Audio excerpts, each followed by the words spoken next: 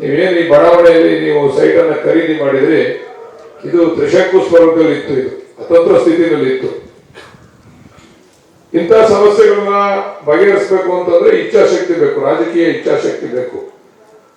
ಬರೀ ಮಾತಾಡೋದು, ಬೆಳಿಗ್ಗೆ ಇದ್ರೆ ಮೀಡಿಯಾ ಮುಂದೆ ಬಂದು ಮಾತಾಡ್ಬಿಟ್ಟು ಮನೆ ಸೇರ್ಕೊಡೋದು. ಈಗ ನಮ್ಮ ಮುಖ್ಯಮಂತ್ರಿಗಳು ಇವತ್ತು ಮುಖ್ಯಮಂತ್ರಿ ಆದ್ಮೇಲೆ ಅವರ ನಡವಳಿಕೆ, ಹಿಂದೆ ಶಾಸಕರಾಗಿದ್ರಲ್ಲ ಯಾರಾಜ್ ಆಗ್ಬೇಕಾರೆ ಮತ್ತು 13-18 ಸಂದರ್ಭದಲ್ಲಿ ಶಾಸಕರಾಗಿದ್ರಲ್ಲ, ಇವತ್ತು ಕೇಂದ್ರ ಮಂತ್ರಿಗಳಾಗಿದ್ದಾರೆ.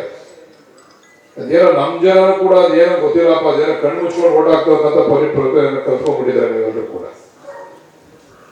ಇಂಥ ಸಮಸ್ಯೆಗೆ ಜೀವ ತುಂಬತಕ್ಕಂಥ ಕೆಲಸ ಅದು ಯಾರಾದ್ರೂ ಕೂಡ ಮಾಡ್ತಾರೆ ಅಂದ್ರೆ, ಹಳೆಯ ಸಮಸ್ಯೆಗಳು ಇವೆಲ್ಲ ಮಾಡ್ಬೇಕು ಅಂತಕ್ಕಂಥದ್ದನ್ನ ಆಗಲೇ ನಮ್ಮ ಡಿ.ಕೆ. ಸುರೇಶ್ ಅವರು ಬೊಮ್ಮನ ಅಧ್ಯಕ್ಷ ಹೇಳಿದ್ರು ನಮ್ಗೆ. ಇದನ್ನ ಮಾಡ್ಬೇಕು ಅಂತಕ್ಕಂಥದ್ದೇ ನಮ್ಗೆ ಕಾನೂನಿನ ಅವಕಾಶ ಇಲ್ಲ, ನಾವು ಮಾಡ್ಲೇಬೇಕು ಅಂತಕ್ಕಂಥದ್ದು ನಮಗೂ ಇರಲಿಲ್ಲ.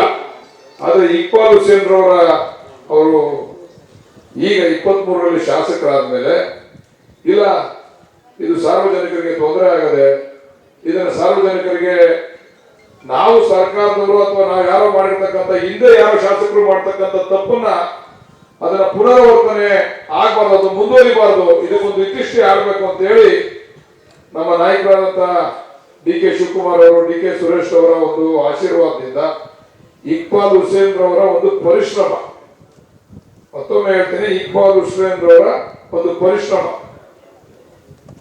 ಯಾರೋ ಮಾಡ್ಬೇಕಾಗಿದ್ದ ಕೆಲಸನ ಇಕ್ಬಾಲ್ ಹುಸೇನ್ ಅವರು ಬಂದು ಮಾಡ್ತಾರೆ ಅಂದ್ರೆ ಅವ್ರಿಗೂ ಕೂಡ ಇಚ್ಛಾಶಕ್ತಿ ಐತೆ, ಈ ಜನಗಳ ಬಗ್ಗೆ ಕಾಳಜಿ ಐತೆ ಅಂತ ಹೇಳಿ, ಈ ಜನಗಳ ಬಗ್ಗೆ ಎಷ್ಟು ಆಸಕ್ತಿ ಇದೆ, ನನ್ಗೊಂದು ಸಮಸ್ಯೆ ಇದೆ, ನನ್ನ ಮುಂದೆ ಈ ಸವಾಲನ್ನ ಸ್ವೀಕಾರ ಮಾಡಬೇಕು, ಇದರ ಸಮಸ್ಯೆಯನ್ನ ಬಗೆಹರಿಸಬೇಕು ಅಂತಕ್ಕಂಥದ್ದನ್ನ ಬಹುಶಃ ಒಂದು ಒಳ್ಳೆಯ ಕೆಲಸವನ್ನ ಇಕ್ಬಾಲ್ ಹುಸೇನ್ ರವರು ನಿಮ್ಮೆಲ್ಲರಿಗೂ ಕೂಡ ಮಾಡಿಕೊಟ್ಟಿದ್ದಾರೆ. ನಾನು ವೈಯಕ್ತಿಕವಾಗಿ ನಿಮ್ಮೆಲ್ಲರ ಪರವಾಗಿ ಇಕ್ಬಾಲ್ ಹುಸೇನ್ ಅವರಿಗೆ, ಡಿ.ಕೆ. ಶಿವಕುಮಾರ್ ಅವರಿಗೆ, ಸುರೇಶ್ ಅವರಿಗೆ ಈ ಸಂದರ್ಭದಲ್ಲಿ ನಾನು ಅಭಿನಂದನೆಯನ್ನ ಸಲ್ಲಿಸಲಿಕ್ಕೆ ನಾನು ಇಚ್ಛೆ ಪಡ್ತೇನೆ. ಕರುನಾಡು ಟೈಮ್ಸ್ ಚಾನೆಲ್ನಲ್ಲಿ ಸುದ್ದಿ ಮತ್ತು ಜಾಹೀರಾತು ನೀಡಲು ಈ ನಂಬರ್ಗೆ ಕರೆ ಮಾಡಿ.